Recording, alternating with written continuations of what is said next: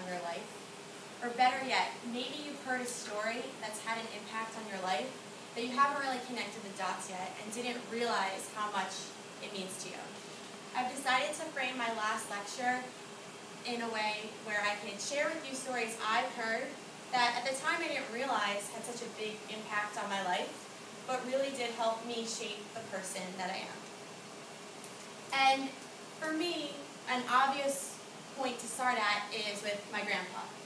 I have learned so much from him, and we just celebrated his 81st birthday 2 weekends ago, so he has a lot of life experience.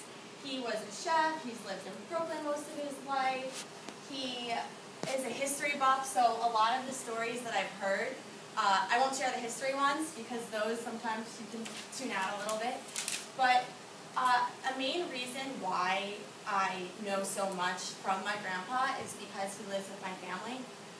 And originally, he moved in with my immediate family when my grandmother passed away. I was going into first grade. So originally, he bought an apartment in New Jersey near my family, and he came to live with us as a way for us to help him cope with the death of his wife. It was like just a really hard time for my family. My grandmother died of a heart attack. So as time went on, a few years later, as I shared in my signature story, my mom was diagnosed with breast cancer.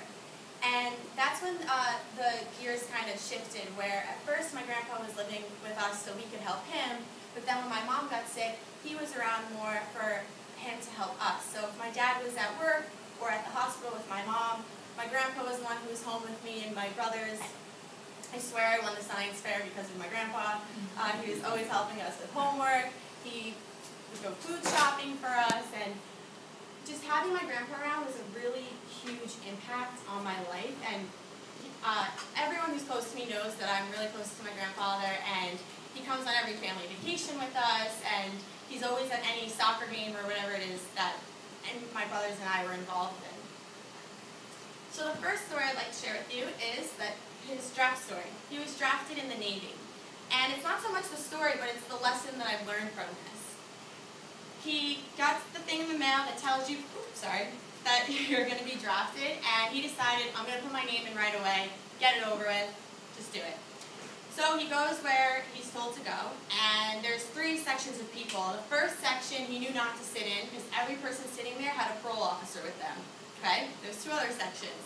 He sees somebody from his high school that he didn't really like, so he sits down in that section, and before he knows it, Rob, somebody's calling his name. So he gets up, he walks over, sits down, and he looks at him and he says, I hope this isn't the Navy.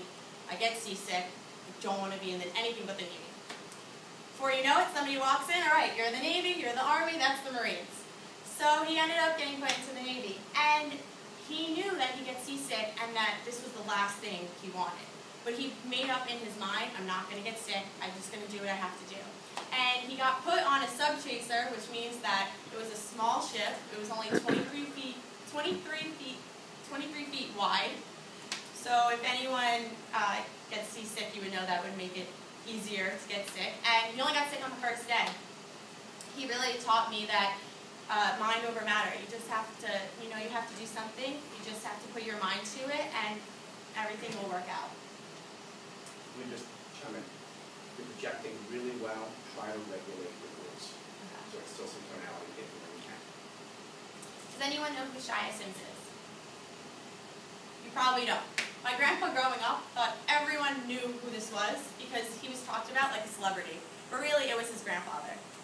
He was born in Russia in the 1800s. Does anyone have an idea or want to guess what life for someone that's Jewish in the 1800s was like in Russia?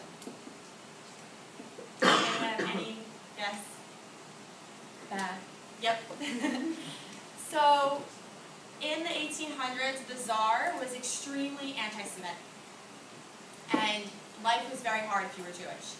And if you were Jewish, you weren't considered Russian. It wasn't like here where I could say I'm American and I'm Jewish. There you were considered a Jew living in Russia. And all the Jews would live in small villages called shtetls, a Yiddish word. So he knew that everyone who was Jewish at a certain age was going to be put into the army. But if you were Jewish, it was really a death sentence. If you weren't killed, it was kind of known that if you were Jewish, you weren't going to get out. One day, there were about 12 horses coming into town and lining up in front of his house. What would you do? What do you do? What was that? Run. Okay, anyone else? Hide. That's exactly what he did.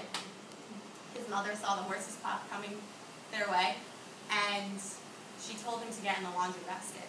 Now, when I heard this story when I was younger, to me it was like a scene out of a movie. He's hiding in the laundry basket, and she sat on top of it, and the army came in and tore apart the entire house looking for him. And they didn't find him. When they left, who said run? That's what he did next. So when the army left, he ran. And does anyone know anything about the geography of Russia by any chance? It's big. Very big. Big with forests. So he had to survive winters in forests hiding. And his hair turned white. He lost his voice. It was terrifying. But eventually, he made his way into Poland, which today is probably still Russia, because the borders always were changing. And he met a Jewish farmer who let him hide in his barn. And that farmer had a daughter, and eventually he married her. And he moved to New York. He knew he had relatives in the United States, and it was still very difficult to be Jewish living there. So why am I telling you this story? When someone comes up to me and says like, oh, I'm Irish, I'm Italian, I never reply. My answer is never a nationality. Like if someone were to come up to you and tell you their nationality, how would you, and they were to say, what are you? How would you reply? Like if somebody says, what are you? Jewish. You say Jewish. Anyone else? I say Russian. Russian? Anyone else? I say Greek, German, Lithuanian, and Hungarian. Right. So in America, it's very common to list all these nationalities, and my response is always, oh, I'm Jewish. And normally people look at me and they're like, that's not a country. And I'm well aware of that. But because I've always heard this story, and my grandpa has told me this story multiple times, as he's getting older, his memory is kind of going, and he jokes around, and it's like, oh, you know my story is better than I do at this point. I've heard this story so many times that it really had an impact on how I identify. And I don't really say that, oh, I'm Russian, I'm Hungarian, I'm Polish, because if you were Jewish living in those countries, life was really difficult, and it was because of those governments. So that's why how I identify, I say that I'm Jewish, I don't list countries. And at the time, I really did not think that my grandpa telling me the story was going to impact how I am for the rest of my life, but this one story, although to me just seemed dramatic at the time, really did shape who I am. And a further point to take away that I really wanted to share was that telling stories and sharing stories really helps connect people. It's not always just about what the story is. I am so close to my grandpa, I call him all the time, and because he was able to share stories with me, that's really how we formed a relationship for so long. I would like you all to think about it. Maybe a relative or a friend or even something in this class, because a lot of people have shared a lot of meaningful stories. Maybe you've heard a story where you didn't think that it was going to have an impact on your life, but it actually might be changing the way you make decisions. Thank you.